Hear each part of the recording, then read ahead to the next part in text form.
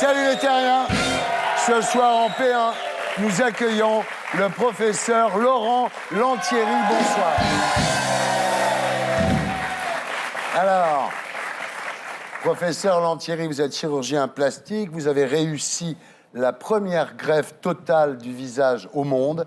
Et vous êtes ici ce soir pour répondre à la question que tout le monde se pose. Est-ce que, oui ou non, Franck Ribéry, c'est un essai?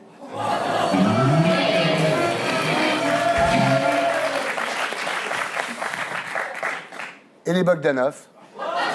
C'est pas mes passions, je le jure. Non. Je jure. En P2, nous accueillerons Nicolas B. Nicolas B, porte-parole de Marine Le Pen. C'est le nouveau visage du FN. Lui, ses vannes, c'est plutôt du rafour micro-ondes. Toujours en P2, nous accueillerons François Berléand. François Berléand nous parlera de Quadrille, la pièce de Sacha Guitry qu'il joue actuellement au Théâtre Édouard VII. Et il nous dira pourquoi, comme il y a 5 ans, il appelle à voter François Bayrou. C'est peut-être le côté second rôle qui les rapproche. Enfin, en P3, après le zapping et Guillon, nous accueillerons notre invité du samedi 20h, ce soir, Jérôme Hamon, le premier bénéficiaire d'une greffe totale de la face. Voilà, l'émission s'appelle Salut les terriens et le groupe est vraiment fort.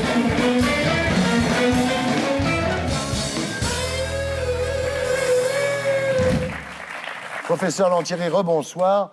Vous publiez chez Flammarion Chaque visage a une histoire, où vous parlez de votre parcours et où vous racontez heure par heure la première greffe totale de la face effectuée sur Jérôme Hamon, que nous recevrons comme invité à 20h. Alors vous êtes né le 15 février 1963 à Paris. Votre père André, officier de marine, puis directeur financier chez IBM. Votre mère, Felice, femme au foyer. Felice Musso. Oui. Voilà. Alors, dès votre plus jeune âge, vous voulez devenir médecin. Quand je serai grand, je serai docteur. Pour vous, c'est une évidence. C'était comme ça, c'était viscéral, j'avais envie de faire ça. Mais votre illumination viendra lors de votre 4e année de cursus à l'hôpital Boucicaut dans le 15e, quand vous rencontrez le professeur Villain, le créateur de SOS Main, l'un des pionniers de la chirurgie reconstructrice. Oui, tout à fait. Je voyais des bouts de doigts arriver sur la glace. Et puis 3 heures après, une fois qu'on a tout rebranché, ça devenait rose, c'était vivant. C'était merveilleux, c'était fantastique. Et j'ai dit, c'est ça que je veux faire. Je veux réparer les corps comme ils le font là. Alors, au concours pour l'internat, vous êtes 50e sur 3000, pas mal. Vous choisissez la chirurgie. Et après quelques hôpitaux parisiens, vous partez, vous perfectionnez aux États-Unis. Oui, aller à l'extérieur m'a permis de revenir et de prendre du recul par rapport à tout ce qui se passait. J'ai passé 1 an dans une ville qui s'appelle St. Louis, à la jonction du Mississippi et du Missouri. C'est au milieu de nulle part, il n'y a rien à y faire, si ce n'est qu'il y a une grande université américaine. Et quand vous allez voir le doyen de l'université, vous voyez tous les prix Nobel qui sont passés par là. C'est une expérience extrêmement importante. Le problème, c'est que juste avant de partir, vous rencontrez Dominique. C'est pas un problème. Bah, si, c'est un problème, parce que comme elle n'a pas de visa, vous êtes obligé de l'épouser quand même. Oui. Et vous êtes toujours ensemble? Eh ben oui. Bah, tout va bien. Alors, au retour, vous entrez à l'hôpital Henri Mondor de Créteil, où vous resterez jusqu'à lundi dernier. Oui. Et désormais, vous êtes à l'hôpital européen Georges Pompidou. Oui, absolument. Alors, en 2002, à 39 ans, vous êtes nommé professeur de médecine et vous commencez à multiplier les greffes partielles, notamment sur des patients ayant tenté de se suicider par les armes. Oui, c'est malheureusement une pathologie rare, mais qui laisse des dégâts absolument catastrophiques. C'est de la recherche clinique, c'est-à-dire que le patient n'est pas l'objet de notre recherche, il est le sujet de la recherche. C'est lui qui choisit « je veux y aller » avec un environnement médical, un environnement, bien sûr, des techniques chirurgicales, immunologiques, du personnel, et puis aussi un environnement psychiatrique pour l'accompagner. En 2005, les professeurs Duvauchel et Dubernard vous doublent sur le poteau et réalisent la première greffe de la face au monde sur Isabelle Dinoir. Vous leur aviez fait parvenir vos protocoles de recherche et ceux de votre équipe. Il y a une polémique dans les médias. Je pense qu'ils ne sont pas très bien comportés, mais je dirais que ça a été une blessure profonde. Pas tellement, par avoir été doublé, parce qu'on veut toujours être le premier dans la vie, voilà. Mais c'est surtout la manière dont ça s'était passé, tout ça ne convenait pas exactement comme je voulais le faire. Et puis surtout, j'avais des craintes de pas pouvoir recommencer derrière. Et puis, en fait, je suis allé jusqu'au bout, j'ai continué à me battre, à vouloir faire ces greffes, et j'en ai fait plus que Vous avez n'importe qui au réussi monde. la première greffe de face totale, c'est-à-dire celle qui comprend les paupières et le système lacrymal. Absolument, et que ces paupières Voilà. fonctionnent. Voilà. Alors, le récit que vous faites de cette greffe dans votre livre est absolument époustouflant. Votre patient, Jérôme Hamon, donc, que nous recevrons, est atteint de neurofibromatose ou la maladie de Recklinghausen. Alors, Vous le prononcez bien, c'est bien. Oui, c'est horrible parce que non seulement ça vous transforme en Elephant Man, mais en plus on fait des fautes d'orthographe quand on écrit le nom de sa maladie, quoi. Alors, Jérôme est en attente depuis 6 mois de cette greffe de face quand le donneur est signalé à Lyon. Et à 1h du matin, dans la nuit du 26 au 27 juin 2010, vous partez pour prélever la face. Absolument. Première chose, vous l'avez dit, pour faire une greffe, il faut un donneur. Ouais. Et les gens qui nous regardent ce soir, il faut bien qu'ils comprennent que toutes ces greffes, que ce soit les greffes de cœur, les greffes de foie, les greffes de rein, ne sont possibles que parce qu'on a des dons d'organes, que les patients ont accepté, que les familles acceptent. Et ça, c'est important. Il faut que les gens en parlent entre eux pour que ça puisse être possible. Ben moi, je le dis, je donne ma face, si quelqu'un en veut. Ça, c'est plutôt le problème. Alors, à l'hôpital Édouard Herriot, au moment où vous allez rentrer dans le bloc opératoire pour prélever la face du donneur, vous avez le trac, quoi, comme un acteur qui rentre en scène ou un animateur qui commence une émission. Bah oui, c'est une intervention chirurgicale. D'abord, en plus, elle a une nature un petit peu exceptionnelle, bien évidemment. Il y a toujours des impondérables, des aléas. C'était quand même parmi les premières que l'on faisait. C'est très difficile. Mais chaque fois qu'on rentre au bloc opératoire, il y a un instant, un petit peu de concentration, qui est au moment où on se lave les mains.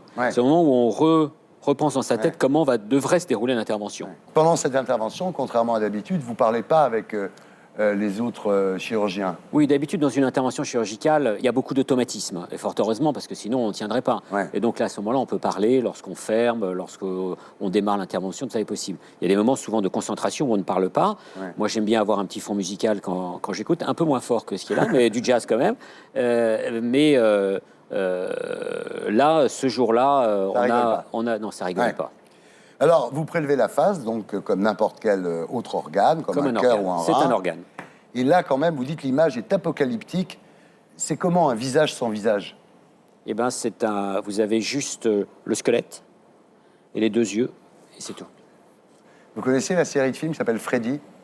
Oui, tout à fait, oui. Ça ressemble un peu à Freddy, quoi. Heureusement, le résultat est un peu meilleur que ce que Freddy a. D'accord, oui, le résultat. Alors là, il y a un prothésiste, en fait, qui met un faux visage pour les proches qui vont le voir une dernière fois avant de l'enterrer. Voilà, c'est très important de comprendre que nous tenons à restaurer le donneur pour pouvoir le rendre à la famille. Même quand il n'y a pas de famille, nous le faisons quand même. C'est une marque de respect vis-à-vis de la personne qui a donné. Donc il y a un prothésiste qui vient, on fait d'abord un moulage, et puis il va dans une autre salle et il prépare. Et quand il le remet derrière, c'est vraiment à s'y méprendre. Alors, au matin, la dissection est terminée, la face donc prélevée est mise dans un sac rempli d'un liquide de conservation et placée dans une boîte en plastique. Absolument. Donc, vous prenez l'avion à Lyon-Bron avec le visage dans une boîte, quoi. Oui, c'est pas différent de transporter un foie, un rein, un cœur. Le problème, c'est qu'il faut se dépêcher quand même, le temps presse. Vous entrez au bloc opératoire à 12h30, et puis donc vous posez la face du donneur sur le squelette de Jérôme, qui lui a été préparé depuis la veille. Et alors, ce qui est extraordinaire, vous rebranchez l'artère, et à ce moment-là, les veines se gonflent de sang, le visage revient à la vie et reprend des couleurs. Ça doit être un moment magique. Cet instant-là, j'ai pu sentir ce que Bernard avait ressenti quand il a fait sa première greffe cardiaque, quand le cœur est reparti. C'est un peu la même chose. On voit une surface d'une blancheur cadavérique que l'on pose, on rebranche l'artère, et puis d'un seul coup, ça se recolore, on se dit, ça y est, la vie est là. C'est génial. Alors voilà, débuté à 1h du matin, la greffe se termine 20 heures plus tard. Vous dites, je suis liquéfié, quoi. Bah oui, complètement. Prenez des trucs? Faudrait demander à Yannick Noah, peut-être qu'il a peut-être des trucs pour moi. Mais... non, rien du tout. Non. Alors, 48 heures plus tard, la mère de Jérôme arrive à l'hôpital, elle entre dans la chambre, elle dit « Oh, c'est magnifique !» Et ce qui est encore plus touchant, c'est qu'elle dit « On le reconnaît !» C'est tout à fait fascinant parce que le visage était gonflé, on ne pouvait même pas voir ses yeux, il était très différent de tout ce qu'il avait été, il pouvait difficilement parler parce qu'il avait une canule, il ne pouvait pas parler. Et là, la mère s'exprime comme ça. C'était vraiment l'expression de l'amour de la mère. Oui, parce que c'est ni l'ancien visage de Jérôme, et pour cause, ni le visage du donneur, parce qu'il est sur un squelette différent. Donc c'est un visage unique, en fait. On essaye, en faisant ces greffes, de sortir de l'anormalité chez des patients qui ont des déformations Ouais. ou qui ont des séquelles d'un traumatisme, pour les remettre dans la normalité le plus possible, même s'il y a des défauts, même si ça ne bouge pas tout à fait, pour qu'ils puissent avoir une vie sociale. Ouais.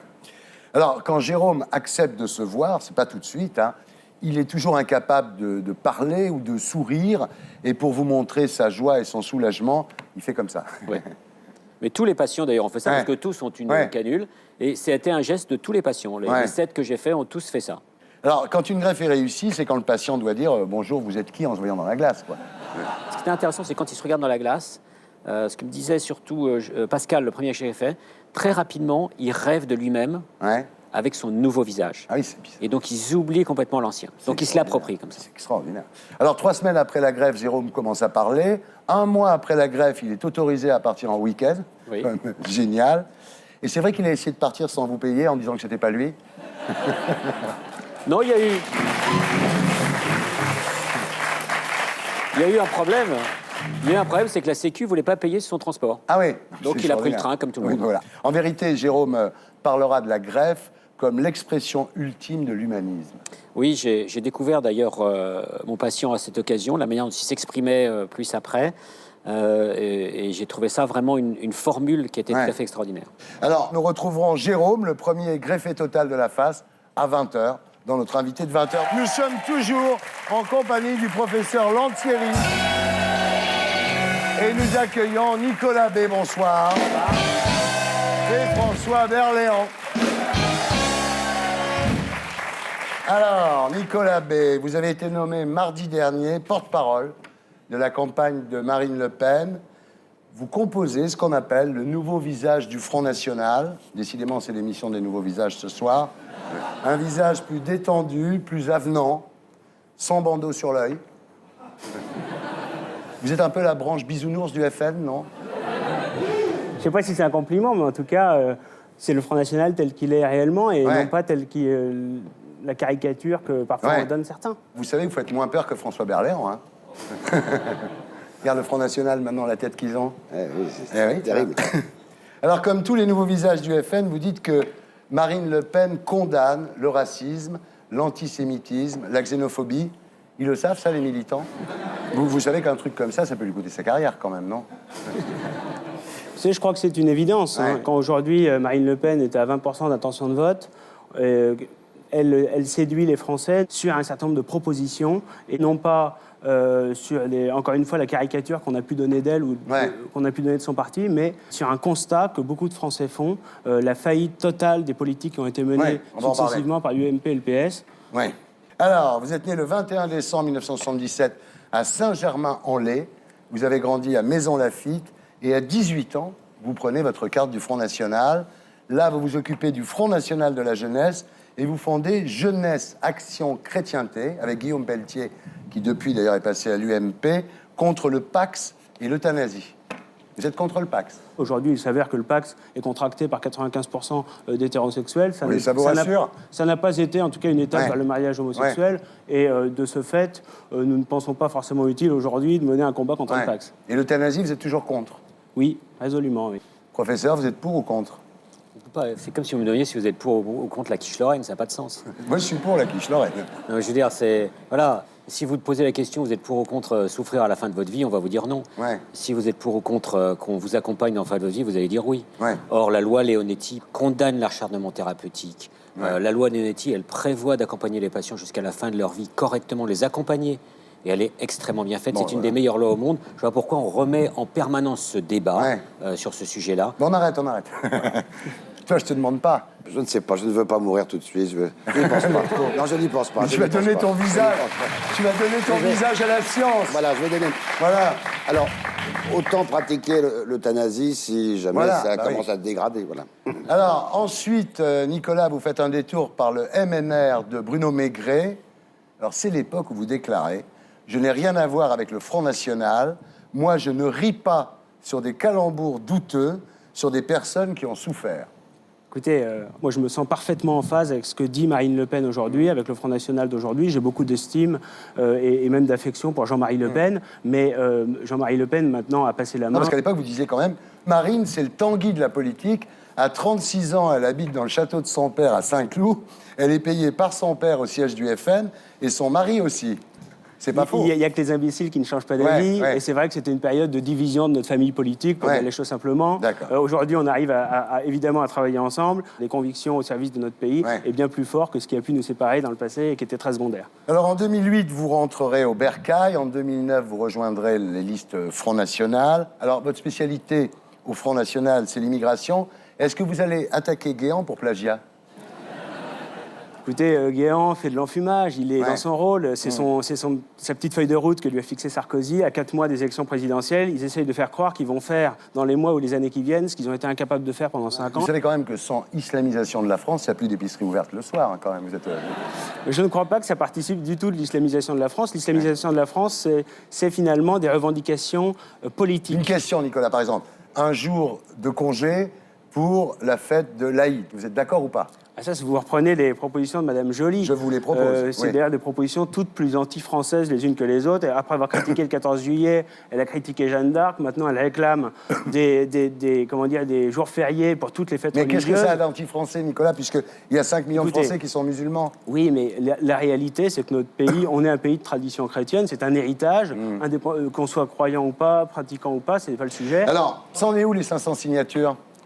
Ça avance difficilement parce que les maires, notamment les maires de petites communes rurales, avaient autrefois une indépendance totale. Aujourd'hui, ils sont pris dans des structures intercommunales. Là, vous les avez pas pour le moment. Voilà, on les a pas pour le moment. C'est à chaque fois pareil, c'est toujours... vous les avez, non, malgré vous tout, vous les trompez. signatures. Ce que vous dites, c'est ce que pensent peut-être beaucoup de gens, mais c'est faux. En 2007, Jean-Marie Le Pen a recueilli en tout et pour tout 510 signatures. Mais c'est ce qu'il fallait. Et en 2002, oui, c'est vrai, mais donc ça a été difficile. Oui, mais à les a chaque eu. fois, ça a été difficile jusqu'au Donc, bout. Oui, non, mais évidemment, mais c'est un faux problème, puisque ça a toujours été... Non, c'est pas un faux problème. Si, parce qu'il c'est y a un problème toujours eu- que Elle nous les aura, espérons. Non, mais nous espérons les obtenir, mais ça pose quand même un grave problème et surtout ça crée un déséquilibre entre les chances des différents candidats, puisque pendant que François Hollande et Nicolas Sarkozy mènent campagne librement, nous sommes obligés de consacrer beaucoup de temps, d'énergie, et de moyens, y compris Surtout, financiers, Nicolas, les banques à cet exercice. Les banques ne vous donneront pas d'argent tant que vous n'aurez pas les signatures. Là, ça conditionne aussi en partie le financement, et donc ça déséquilibre les chances notamment entre les 3 candidats principaux. Les 4, on a oublié Bayrou. Alors, François Berléand, rebonsoir. Vous êtes ici ce soir parce qu'on commençait à s'inquiéter. Ça fait maintenant plusieurs mois qu'on ne vous voit plus toutes les semaines sur les plateaux de télé, chez Denisot, chez Ruquier, chez moi, à 100% foot, à Qui veut gagner des millions, à 30 millions d'amis. Alors on se demandait ce qui vous arrivait. Non, je travaillais, je répétais. Non, mais attendez, vous êtes quand même le meilleur invité de la télé de tous les temps. Oui. Donc quand vous venez plus, nous, on est mal. Ben oui, je sais bien, mais en même temps, on m'appelait pas. Merci. Alors, Ruquier, je comprends, vous avez déclaré « j'aime pas les faux culs ». Quoiqu'en général, les gens qui refusent d'aller chez Ruquier, c'est parce qu'ils aiment pas les jeux de mots. Mais vous, c'est... Non, ça y est, on s'est vous êtes expliqué. réconciliés. On s'est expliqué, ça y est. D'accord, donc j'arrête de mettre de l'huile sur le feu. Il n'y a plus de problème. Ça sert à Il y a rien. plus de problème. Ok. Il y a plus de problème. Alors, pourquoi on vous voit plus? Vous avez une vraie vie. Vous êtes parti vous installer à Pantin, dans le 9-3. Pas très loin d'ici. Et voilà. Ouais. Ça va, cousin? Alors, comme tous les mecs de banlieue, vous venez le samedi en soirée pour aller au McDo des Champs. Ouais, c'est ça. Voilà. Ouais. C'est mieux que les soirées à Bribus dans les Tessis, hein? Ouais, puis je vais Gare du Nord aussi. Gare du Nord, voilà. C'est un 9-3 maintenant. Ouais, j'ai 9 clips. Alors, à Pantin, vous faites vos courses au casino, avenue Jean Lolive. Ouais. Vous avez un survêt blanc pour ça? Non, ça je l'ai pas. Ah, il faut. Il y a Paris pas cher en face, je vais aller... Bah ouais, je vais aller- c'est ça. Voilà, c'est ça. Alors, j'ai appris que vous aviez replongé. Comme en 2007, vous allez à nouveau soutenir François Bayrou. Oui, oui. C'est bien le même François Bayrou qu'il y a 5 ans. Oui, c'est le même. Celui qui, depuis, a... Enfin, qu'est-ce qu'il a fait depuis, d'ailleurs? Bah justement, Ouais. rien. C'est pour ça que je d'accord. le soutiens. D'accord. Il a travaillé sur un Ouais. nouveau projet. François Bayrou, mesdames, messieurs, celui qui a les grandes oreilles et un tracteur. Marquez, c'est comme au loto. À force de jouer, il finira peut-être par gagner. Ouais, voilà, hein. j'espère, mais j'espère. Enfin, vous y croyez, hein? Alors, il y en a une pour qui vous n'irez pas voter, c'est Eva Joly. Vous avez déclaré, elle ne devrait pas être candidate car elle n'est pas née en France et elle ne parle pas le français sans accent. Vous n'avez rien dit sur les lunettes ridicules, là, Ça y les est, lunettes trop- rouges, là. Non, j'ai un humour un peu particulier, Oui, cynique, oui, un etc. peu vache. Donc, je faisais de l'humour. Ah, d'accord. Et visiblement, les journalistes n'ont pas compris. C'est les SMS. Quand vous dites une blague à quelqu'un, vous mettez un petit smile à côté pour Mais- qu'ils comprennent bien que c'est une pour que- blague. voilà. Vous avez dit, ça fait quand même 40 ans qu'elle est en France. C'est comme Jane Birkin, elle n'est pas très douée pour les langues. Mon père, 10 ans après son arrivée, il parlait français sans accent, monsieur. Si on veut s'intégrer, on s'intègre.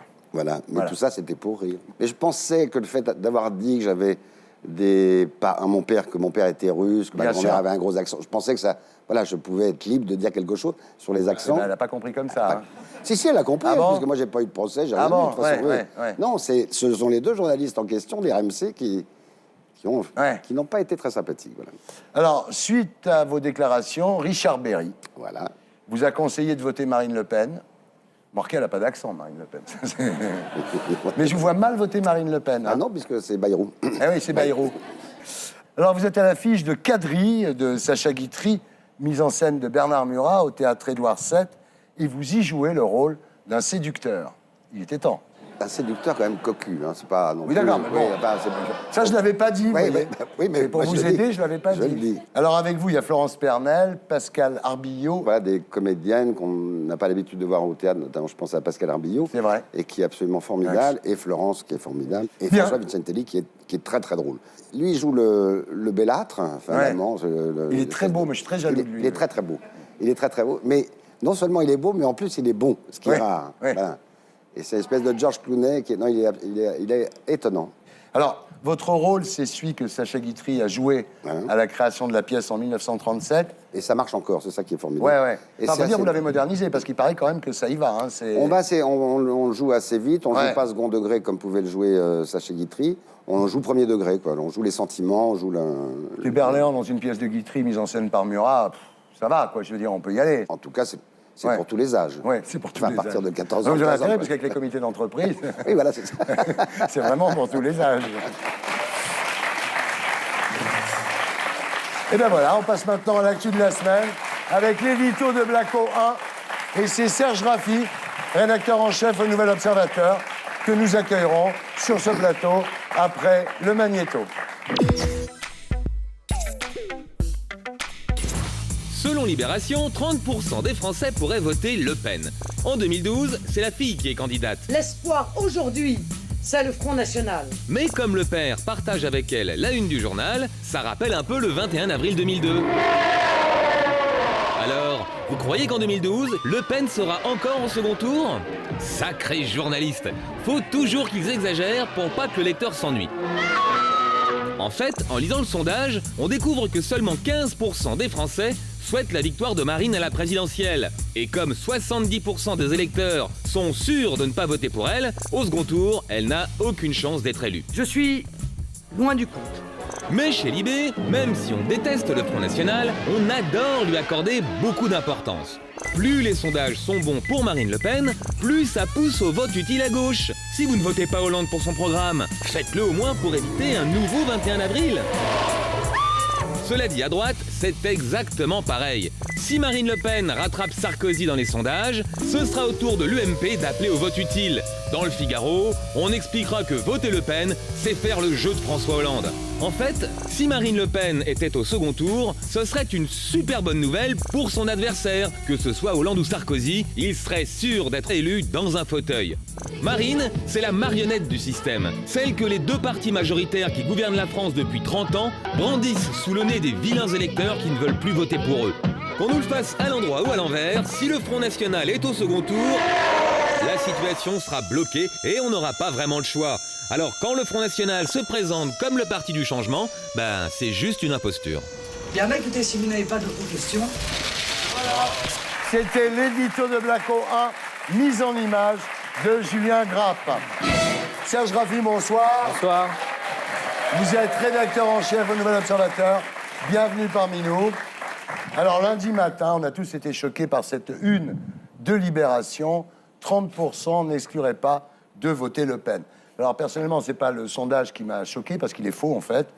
Dans les 30%, Libération compte 12% de gens qui ont répondu « Voter Marine Le Pen ?» Non, probablement pas. Donc, on ne peut pas les compter dans les 30. Parce qu'en fait, on est à 18%, ce qui n'est pas tellement nouveau, en tous les cas. Moi, ce qui m'a choqué, regardez bien, c'est la faute d'orthographe. N'excluerait pas de voter Le Pen. Il y a un « e » en trop, et ça, je le dis à mon ami Demorand, c'est une faute d'orthographe, les enfants. Voilà. Eh oui, eh oui, eh oui. – François, c'est peut-être Eva Joly qui fait les titres de Libé. Non, bon, Non, c'est- mais elle écrit très bien le français. Ah ouais, alors c'est Jane Birkin alors.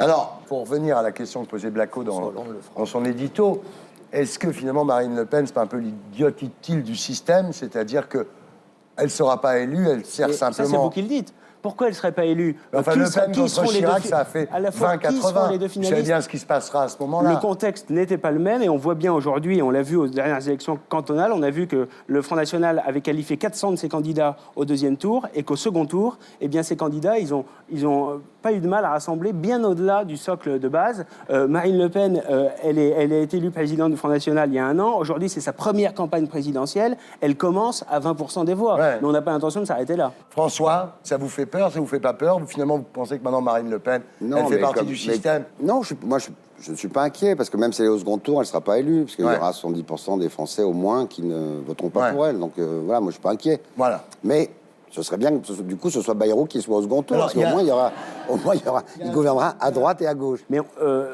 François Hollande et Nicolas Sarkozy ont toutes les peines du monde à faire des vraies propositions, mais s'agissant de François Bayrou, c'est encore bien pire aujourd'hui. Bah, hein. pour le moment, je suis pas d'accord. À part de dire ce qui est vrai, que la solution, c'est pas forcément la droite ou la gauche, là on le rejoint là-dessus, parce qu'en effet, Voilà, c'est ça. un clivage obsolète, mais à part ça, il n'y a rien. On aimerait bien, par exemple, que François Bayrou fasse des propositions, un programme complet et chiffré, comme l'a fait Marine Le Pen. Bah, Ça vous y m'intéresse. travaillez, François. J'y travaille. Serge. Ce que je sais, c'est que effectivement, Marine Le Pen est une personnalité politique qui peut effectivement surprendre pour des raisons simples. C'est la première, c'est qu'elle a changé le logiciel, une partie du logiciel du regardez. Front National. Regardez qui elle nous envoie, Marine. Mais sur la relation qu'a le Front National avec l'État, Ouais. l'État protecteur, ça c'est une révolution idéologique énorme. Est-ce que Marine peut être au deuxième tour? C'est pas impossible. François? Moi, j'y crois pas, mais Bayrou, peut-être, mais on va en parler. Bayrou peut-être. Oui. Au deuxième tour, Marine? Non, moi, la question n'est pas là. La question, c'est qu'aujourd'hui, on gouverne avec les sondages et que, Ouais. franchement, les sondages, ils sont aujourd'hui. Demain, ce sera la même chose. Personne n'aurait dit que Jean-Marie Le Pen aurait été au deuxième tour Ouais. face à Lionel Jospin. Moi, je crois que ça se décidera au moment du vote. Ouais. Alors, le coup de génie, en fait, de Marine Le Pen, c'est un discours de gauche, effectivement. Hein, augmentation du SMIC, revalorisation des services publics, régulation des marchés financiers, nationalisation des banques et des entreprises stratégiques, impôt sur le revenu plus juste. Ça, c'est le côté socialisme. Et puis, il y a le côté national, c'est-à-dire la préférence nationale. La ficelle est énorme quand même. Hein. Vous Bah. pourriez faire un effort. Reconnaissez-le. Il y a une dimension nationale et une dimension socialiste. Alors, c'est Non, pas mais- du national-socialisme au sens nazi, c'est pas ce que je suis en train de dire, mais c'est quand même Non, il y a le une- mariage du socialisme et du nationalisme. Non, il y a une réalité, c'est pas du socialisme. Le PS aujourd'hui, en quoi il est de gauche? Il est d'abord mondialiste. L'UMP aujourd'hui est d'abord mondialiste et ultralibéral. Et le vrai clivage, il est entre les patriotes, ceux qui considèrent que la nation est le cadre protecteur des individus, assurant la souveraineté du peuple, les libertés Ah oui, individuelles, Nicolas. les libertés économiques, Alors, et je sais ceux pas. qui pensent, qui continuent de rêver à l'espèce d'utopie, l'ouverture totale des frontières, Non, le mais ça, marché on a- qui s'autorégule, c'est-à-dire un jeu où il n'y a pas de règles. Moi, je pense que le terrain qu'occupe aujourd'hui, paradoxalement, le Front National, c'est au fond un terrain assez proche du gaullisme, c'est-à-dire où l'État est dirigiste, intervient, donne un certain nombre de règles, pousse vers une politique industrielle très organisée, et le Parti socialiste, à mon sens, devrait davantage s'inspirer non pas du Front National, mais du gaullisme. Et je crois que François Hollande, là-dessus, est en train de revenir. C'est-à-dire qu'on entend parler de plan, c'est quelque chose de tout à fait nouveau. Ouais. C'est-à-dire que c'est vrai que le virage idéologique des socialistes dans les années 90, où ils se sont laissés un peu trop porter par l'idée que le marché pouvait tout faire, parce que, Ouais. rappelez-vous, même Lionel Jospin disait ça. Je pense que François Hollande est en train de faire un léger, Mais il serait temps, là, un parce que léger c'est bientôt les virage, élections, bien quand même, sûr. hein, ouais. Au fond, quand on parle justement de produire français, etc., c'était le discours de Georges Marchais d'il y a 30 ans. Et Donc, Le ils Pen occupent fait un terrain. 41% chez les ouvriers. Bien je sûr, veux c'est dire. pour Donc, ça que c'est un ils se sont parti populaire. Hollande s'est fait gauler le business. C'est un voilà. Laurent, Je trouve qu'on mélange beaucoup de choses en politique entre passer du mondialisme, l'économie de marché. Je vois la Chine. La Chine marche sur une économie de marché. Ça reste un pays communiste. Ouais. Et pourtant, ça marche remarquablement bien, Ouais. avec un dirigisme. Mais ce qui n'est pas acceptable, c'est qu'en Chine, tout est dirigé.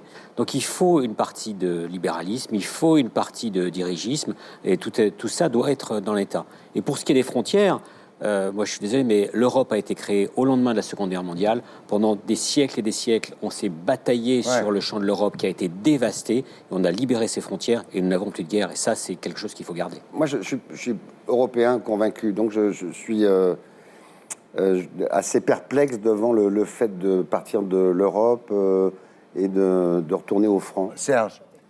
Moi, ce qui m'intéresse dans ce qui est dit, c'est qu'au fond, le Front National aujourd'hui est un espèce de parti de la France nostalgique, c'est-à-dire qui vit avec les idéaux de la France prospère des années des 30 glorieuses et qui reprend effectivement toute une terminologie qui rejoint celle de Stéphane Hessel, d'ailleurs, paradoxalement, le fameux livre Indignez-vous de Stéphane Hessel, qui est un best-seller inouï. Il fonctionne sur cette nostalgie de cette période de la France d'après-guerre, où on a pensé justement une France avec un État fort, etc. Et je pense que la force en ce moment et le succès du Front National, elle vient de là. Je voudrais répondre un instant. Il n'y a aucune nostalgie dans ce que nous proposons. Il y a simplement le constat de l'échec total du système qui a été mis en place depuis 30 ans. L'échec total. Donc, si vous voulez, y compris de l'euro, on nous promettait il y a 10 ans, il faut quand même s'en souvenir, il y a 10 ans, on nous promettait que ça allait nous apporter la prospérité et la hausse du pouvoir d'achat des Français. Qu'est-ce que ça a apporté? Dites-moi, excusez-moi, si donc Marine Le Pen est élue, ce qui n'arrivera pas, mais si elle est élue, donc il y aura des barrières douanières, on est d'accord? Oui, enfin, des barrières douanières, en réalité, on rétablirait des protections aux frontières qui peuvent soit avoir la forme de quotas, soit la forme de taxes douanières. Mais ce ne seraient pas des taxes systématiques pour tous les pays. On ne taxerait pas forcément les importations d'Espagne. Mais ça permettrait, par exemple, que le t-shirt qui arrive de Chine, où on fait travailler des gamins à 30 € par mois, eh bien, celui-là, il serait taxé. Vous êtes allé en Chine? Où est-ce que vous avez vu qu'on fait travailler des gamins de 5 ans en Chine? Au fin fond de la Chine, la Chine d'aujourd'hui n'est pas la Chine que l'on veut présenter. Oui, mais il y en a Chine, encore. Écoutez, les Chinois sont des gens extrêmement travailleurs et extrêmement inventifs. Le seul problème, c'est que l'État est extrêmement dirigiste et qu'on ne peut pas, on n'a pas de liberté de parole. C'est vraiment ça le problème. En dehors de ça, raconter que c'est que des enfants au fin fond de la mine qui poussent les wagonnets, c'est faux. Si je peux rajouter quelque chose sur toute cette politique que l'on voit aujourd'hui, Roosevelt disait « Votez pour celui qui fait le moins de promesses, c'est avec celui-là que vous serez le moins déçu ». Ouais. C'est un joli mot de la fin, non? Absolument. Voilà, on continue à discuter de l'actualité de la semaine avec l'édito de Blacko 2. Toutes les peuplades ont leur secret de beauté. En Birmanie, les femmes de la tribu Padong s'allongent le cou avec des anneaux en cuivre. En Éthiopie, les femmes de la tribu Mursi agrandissent leur bouche avec des plateaux en bois. Et ben chez nous, les femmes se grossissent les seins avec des poches de silicone. En France, on greffe de plus en plus de faux seins et ils sont de plus en plus gros. De 170 cm3 en moyenne il y a 20 ans, on est passé à 300 cm3 aujourd'hui. Tout augmente, ma bonne dame, c'est ça le progrès. Mais forcément, en fabriquant les nichons à l'usine, on rencontre les mêmes problèmes qu'avec tous les produits de masse fabriqués à la chaîne. Avec les bagnoles, ça arrive souvent qu'un constructeur rappelle quelques centaines de milliers de voitures pour remplacer une pièce défectueuse. Et ben c'est pareil avec les implants PIP. Vu qu'ils contiennent un produit toxique et qu'ils ont tendance à se rompre plus facilement que la normale, on conseille aux 30 000 Françaises qui en sont équipées d'aller les faire changer dans les 6 mois. Pour savoir à qui la faute, il suffira d'attendre la fin des procès qui auront lieu dans quelques années. C'est beau le progrès, mais la seule chose qui ne change pas, c'est que ce sont toujours les femmes qui doivent souffrir pour être belles. Voilà, c'était l'édito de Blacko 2, mise en image de Julien Gras. Voilà. Alors, quelle histoire, ces implants mammaires. C'est tout l'avenir de la télé-réalité qui est remis en cause, quoi. C'est une histoire épouvantable. Alors, professeur, vous avez tout fait pour qu'on explante les prothèses PIP chez les 30 000 femmes concernées. Il y a un risque de cancer? Non, le problème, c'est pas le risque de cancer. C'est que vous avez une prothèse avec à l'intérieur un silicone qui n'est pas adapté. Normalement, le silicone des prothèses, c'est un silicone qui tient à l'intérieur. Et même si la prothèse se rompt, le silicone reste à l'intérieur. Or là, c'est n'importe quoi qui a été mis. Depuis l'origine, il y a une escroquerie. Aussi loin qu'on remonte, c'est une escroquerie à grande échelle. C'est le Madoff de la chirurgie esthétique. C'est vraiment absolument incroyable. Et tout le monde a été berné par ça. C'est lui l'escroc. On peut pas dire les chirurgiens pouvaient savoir, l'AFSA pouvait savoir. Il y a vraiment un escroc qui a berné tout le monde et toute une entreprise derrière parce que les cadres devaient savoir. Oui, mais enfin, elles avaient été validées, les prothèses PIP aussi. Peut-être que l'entreprise qui devait contrôler ça, qui est TÜV, n'a pas tout à fait fait son travail. Ça, c'est possible. L'enquête le dira. Tu es concerné par ce problème, toi? Pas Non, je crois pas. Non. Alors, cette affaire vous a donné raison d'envisager la reconstruction mammaire sans implant. C'est une méthode qui existe depuis 1995, que vous pratiquez depuis des années, qui s'appelle le DIEP. C'est-à-dire qu'en fait, vous prenez de la peau du ventre, de la graisse, et vous reconstruisez des seins sans prothèse. Sans prothèse, oui, c'est une technique microchirurgicale qui est difficile techniquement. Il ne faut pas Ouais. croire que ça se fait comme ça. C'est réservé uniquement aux patientes qui ont eu un cancer du sein. Il ne s'agit pas de faire gonfler les seins avec ça. Mais c'est vrai que pour, pas toutes les femmes qui ont eu un cancer, mais pour un certain nombre, eh bien, ça donne une solution sans prothèse et qui est pérenne.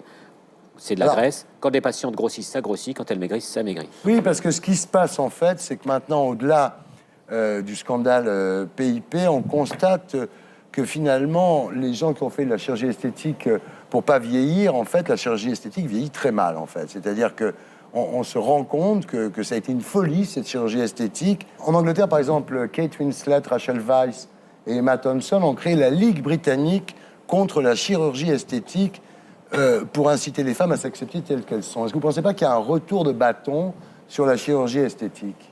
Il y a eu des excès, il y a toujours des excès dans toutes les pratiques médicales. La plupart des femmes qui se sont fait mettre des prothèses, et quand on les voit quand elles parlent, c'est pas des bimbo girls, c'est des Ouais. femmes normales qui ont perdu des seins après leur grossesse, ou qui n'en avaient pas, ou très peu, qui recherchaient une certaine féminité, et c'est pas le public de la télé-réalité. Regardez Cindy Crawford, regardez, voilà.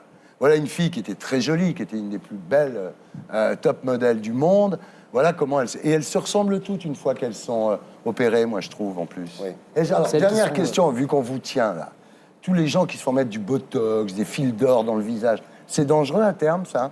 Alors, c'est le même problème. Alors, le Botox, c'est un médicament, donc il est très contrôlé, beaucoup Ouais. plus que d'autres. Par contre, tous les dispositifs injectables relèvent des dispositifs médicaux. Ouais. Et là, il y a un vrai problème de contrôle. Parce que vous avez des tas de charlatans qui injectent n'importe quoi aux gens. Absolument, Ouais. absolument. Faut le dire aux gens. Bien. Nicolas, merci d'avoir été avec nous, en tous les cas. Nous sommes toujours en compagnie du professeur Lantieri, de Serge Raffi et de François Berléand, mesdames. Et nous accueillons notre invité du samedi 20h, ce soir, Jérôme Hamon. Bonsoir. Alors, Jérôme, il y a 1 an et demi, le monde de la médecine était secoué par un exploit chirurgical exceptionnel. Au CHU Harry Mondor de Créteil, le professeur Lantieri venait de réaliser la première greffe totale de la face. C'est une première mondiale. Le bénéficiaire, c'était vous, Jérôme. Vous étiez atteint de neurofibromatose qui détruisait votre visage depuis plus de 15 ans. Cette greffe, dites-vous, a transformé ma fatalité en espoir. Vous nous raconterez votre histoire à 20h. En attendant, j'accueille Stéphane Guillon.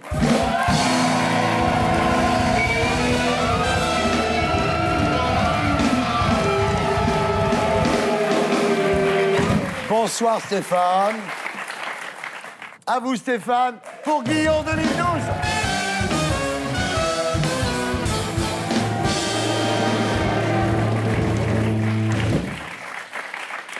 Lors d'une discussion sur le cumul des mandats, Jean-François Copé aurait déclaré que les gens qui se contentent de 5 000 € par mois sont des minables. Ceux qui gagnent moins de 5 000 € par mois, levez la main. Bande de minables. Professeur Lantieri, plus de 5 000 € par mois. Oui. Thierry, évidemment. Moi-même. Enfin, Berléand, on n'en moi, parle le même Beckham. pas. Bon, il y a quand même 4 personnes de qualité sur ce plateau. Et On voilà. sauve l'honneur. Jospin et Raffarin, chroniqueurs sur LCI. C'est bien ça comme idée. Nos ministres actuels vont pouvoir se reconvertir à la télé. Bientôt, on aura Claude Guéant, présentateur d'enquête exclusive. Déferlante de putes roumaines sur la croisette. Guéant enquête. Morano dans Téléshopping. Georges Tron dans une rubrique médicale. Allô docteur, j'ai mal aux pieds. Éric Besson dans une émission sur les problèmes de voisinage. Mon voisin fait du bruit, il est sale. J'écris pour le dénoncer. François Fillon dans la peau d'un Roger Giquel. Dès que le spectateur voit sa tête, on sait qu'il est arrivé quelque chose de grave. Marine Le Pen se plaint de ne pas attirer les parrains. Mais si, elle a un parrain, Marine, Henri Bottet. Il est proxénète, surnommé l'empereur de Pigalle, écroué à Fleury-Mérogis. Elle a un parrain en prison, un père condamné pour apologie de crimes de guerre et des supporters néo-nazis. Elle est très bien entourée, Marine. Faut pas qu'elle se plaigne.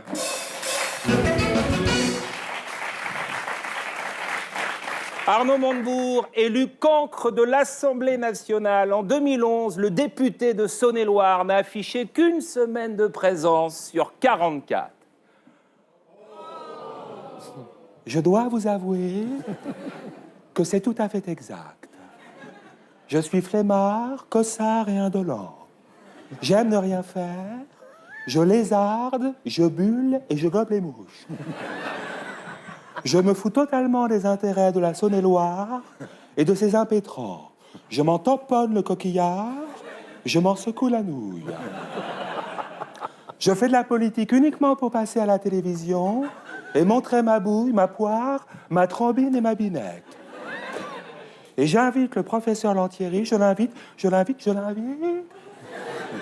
à s'inspirer de ma plastique, ce superbe physique, pour soigner ses patients, afin que tous ces malheureux ressemblent un jour à ma personne.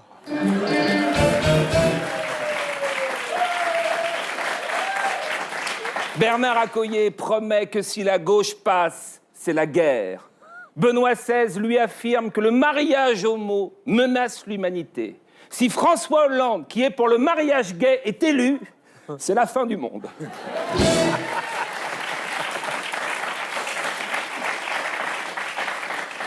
Jean-Pierre Raffarin a dit à Rachida Dati qu'elle était du terroir. Toi, tu es du terroir. Oh, c'est pas vrai, ça. La Dati, c'est une fille de la ferme. Les mains dans la terre, les pieds dans la gadoue, toujours à se promener dans les Champs-Élysées, hein, à flatter le cul des vaches, à ramener les bêtes au bercail. C'est une bonne fille, la Rachida. L'odeur du purin, la traite des bestiaux, ça lui fait pas peur, monsieur Ardisson. Puis pas coquette pour dessous, hein.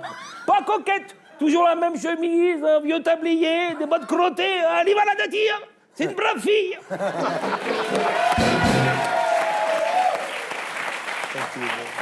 Ikea a recréé un appartement entier à la station de métro Aubert.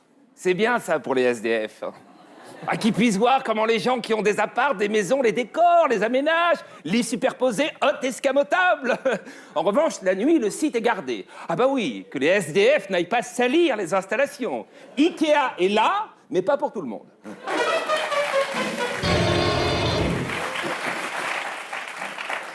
Un bébé russe disparaît dans les égouts. Le sol s'est effondré sous sa poussette suite à l'éclatement d'une canalisation. Il avait 6 mois, il a été emporté dans un tourbillon d'eau. 6 mois, c'est petit quand même, hein. C'est tout petit. Hein. Pour être emmené à l'Aqua Boulevard, c'est tout petit.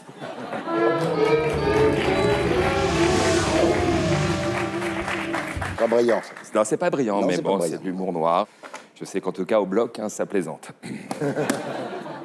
Déclaration de Frédéric Mitterrand au magazine Gay et lesbien têtu. De temps en temps, au Conseil des ministres, je m'amuse à me dire, est-ce qu'il y en a un qui pourrait faire partie de la fanfare? François Fillon, non, trop triste. Guéant, trop vieux. La Bachelot, joker. La Bertrand, trop mou. Non, mauvais coup. La Bertrand, trop mou. La Châtel, même pas en rêve. La Besson, tordu, pas fiable. Une méchante. Le petit Vauquier, mon Dieu, le petit Vauquier, le petit Vauquier. Oh, quel dommage. Douillet, un judoka, fais-moi une prise, ceinture-moi. Ushimata, Osotogari, Yokotoshi, Sodomi sur le tapis. À la semaine prochaine. Ouais. C'était Stéphane Guillon. On vous retrouvera ici la semaine prochaine. Et d'ici là, sur canalplus.fr. On passe maintenant à notre invité du samedi 20h.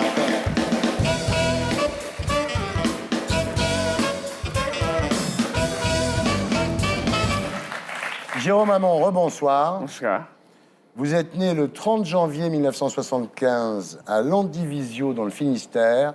Vous êtes le deuxième d'une famille de 3 enfants, père moniteur d'auto-école, mère agent de la caisse primaire d'assurance maladie. Dès votre naissance, vous présentez un problème de santé inhabituel pour un nouveau-né.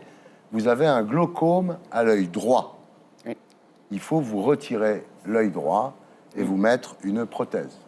Alors, ce qu'on ne sait pas à l'époque, c'est qu'il s'agit du premier signe de votre maladie, la neurofibromatose ou maladie de Recklinghausen. Mais à l'époque, personne ne détecte cette maladie.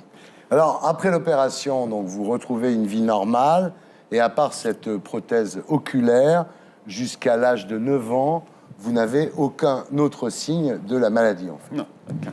Mais vers 9 ans, le côté droit de votre visage commence à se déformer, la peau s'affaisse et les traits changent. Oui. Alors tout ce que l'on sait effectivement à l'époque, c'est que la maladie est incurable et que les déformations s'accélèrent quand le moral du patient faiblit. Donc le seul remède finalement, c'est l'optimisme. Et Voilà. vous dites, dans la famille, on n'en parlait pas, la maladie était absolument taboue, on continuait à vivre comme si de rien n'était en fait. Voilà, ben, moi déjà, je refusais d'en parler, Ouais, tout simplement parce que je n'arrivais pas à mettre des mots ouais. sur cette maladie. Et il était difficile pour moi d'exprimer ce que je ressentais. Alors en 1985, vous avez 10 ans, quand vous subissez votre première opération de chirurgie réparatrice, en fait une sorte de lifting, on vous tire la peau pour reconstruire en fait la symétrie du visage. Exactement. Alors vous subirez une dizaine de ces opérations en 10 ans, sans grand résultat. La maladie gagnait du terrain d'une certaine façon, c'était pas très productif, disons. Exactement, puisque les opérations en question étaient efficaces pendant quelques mois, mais après la maladie prenait le dessus, Ouais. et donc à chaque fois la déception était là. Alors, en arrivant au collège, vous découvrez l'impact de votre différence sur les relations humaines. Et là, c'est terrible, effectivement, parce que les enfants sont extrêmement cruels. Ils vous appellent Elephant Man, ils vous appellent Quasimodo. Vous vous réfugiez dans le sport, mais le sport solitaire, dans le cyclisme, en fait. Faites beaucoup de vélo. Oui, voilà, pour moi, le sport, c'était un moyen d'échapper complètement, Ouais. et ça l'est toujours, d'échapper complètement au quotidien. Ouais. Et c'était un moyen, effectivement, de me prouver que j'étais capable de faire les choses comme n'importe qui. Ouais. Quant aux filles, alors vous comprenez rapidement, effectivement, que leur gentillesse n'est qu'une mascarade. Et quand on vous dit en amour, le physique ne compte pas, vous comprenez bien que c'est un mensonge, quoi. Je comprends que c'est un mensonge pour ne pas me blesser. Alors, on a une photo de vous, justement, avant l'opération, voilà. Évidemment, le regard des autres est une torture pour vous. Il y a un jour assez terrible que vous n'avez pas oublié, c'est qu'avec votre famille, un dimanche après-midi, vous rendez visite à un taxidermiste qui reproduit des scènes de la nature. Et ce type-là, en fait, dit à vos parents, c'est vachement bien de s'occuper d'un trisomique. Voilà. Et ça, c'est quelque chose qu'aujourd'hui, vous avez 37 ans, vous n'avez pas oublié, quoi. Entendre ça, c'est désarmant. Et que répondre?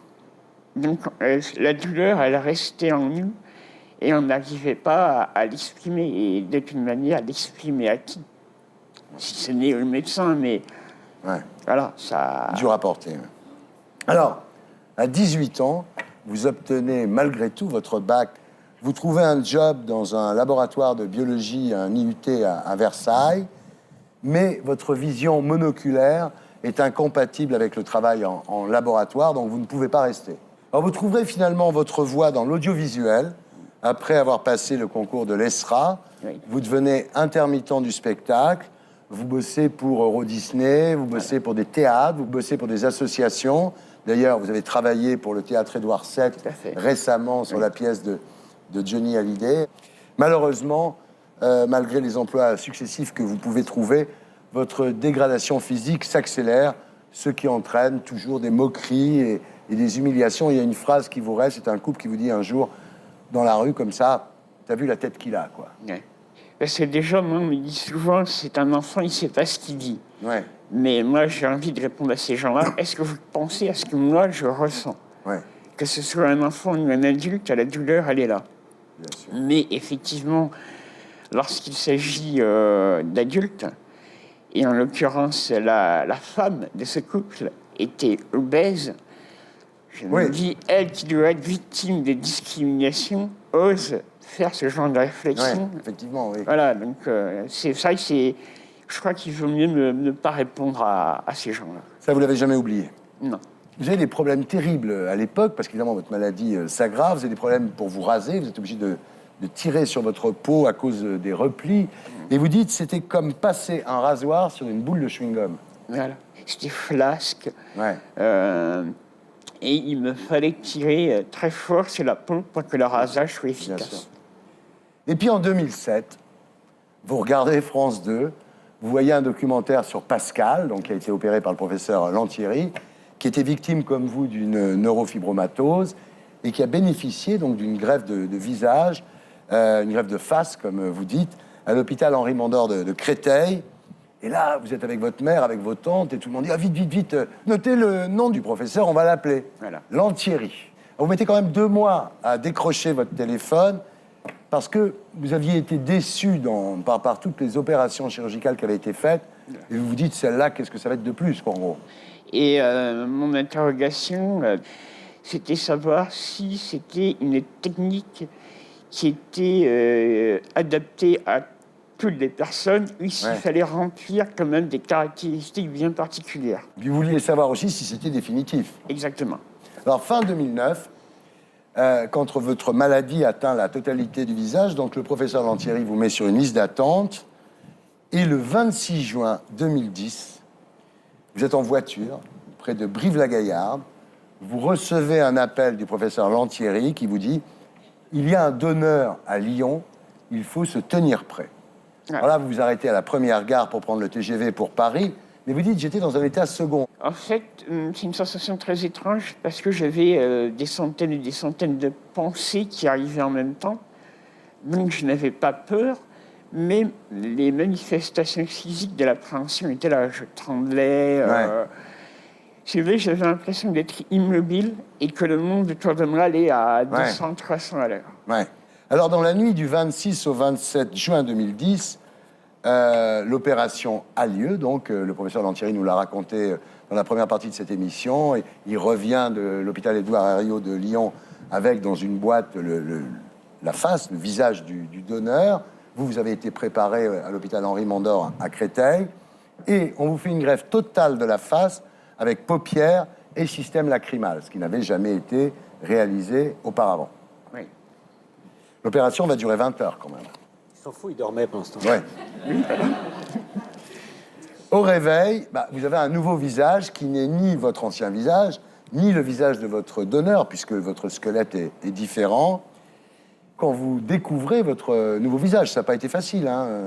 Oui. Vous vouliez pas trop, vous avez un peu hésité quand même. Oui, j'ai le souvenir d'avoir hésité ou même refusé à plusieurs reprises. Et il a bien fallu un moment se décider. Ouais. Parce que voilà, l'appréhension était malgré tout présente. Ouais. Qu'est-ce que j'allais voir? Ouais. Et lorsque le professeur m'a présenté le miroir, malgré les hématomes, malgré les agrafes, j'ai vu que le résultat était, je dirais, même pas à la hauteur, parce qu'une greffe des visages, c'est autre chose qu'une chirurgie conventionnelle. C'était au-delà de ce que j'imaginais, mais dans le bon sens du terme. Alors à ce moment-là, vous ne pouvez pas parler, vous ne pouvez pas sourire, alors vous faites comme ça. Oui.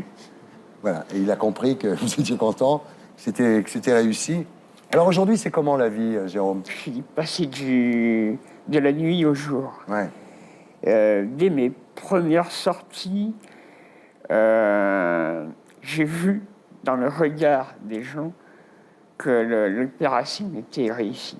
Elle était à la hauteur de mes espérances, parce que soit les gens ne me regardaient pas, soit ils me regardaient, mais d'un petit coup d'œil, quand même n'importe qui regarde n'importe qui, et on oublie la personne au bout d'une seconde.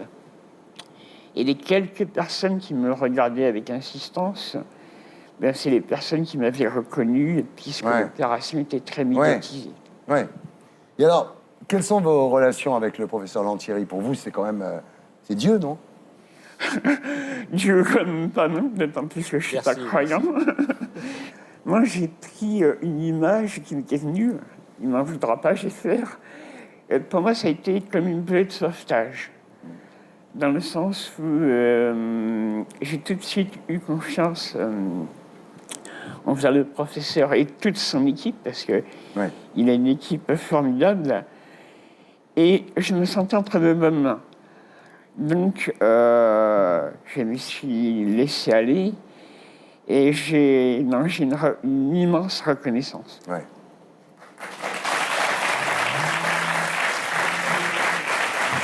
Voilà, c'était Salut les Terriens, votre talk du samedi, avec le professeur Lantieri. Pour chaque visage a une histoire, publié chez Flammarion.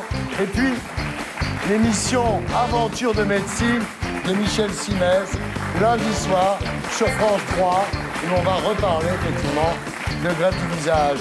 François Berléand sur scène à Édouard VII dans Quadrille de Sacha Guitry. Serge Raffi, rédacteur en chef au Nouvel Observateur. Et Jérôme Hamon, merci de votre présence.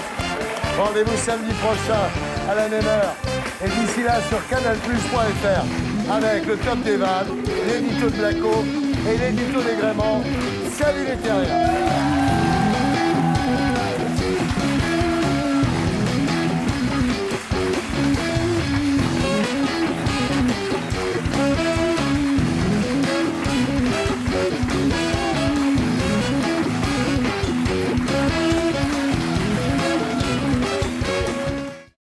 Et pour être sûr de ne rien rater de Inarditube, abonnez-vous et mettez un pouce bleu.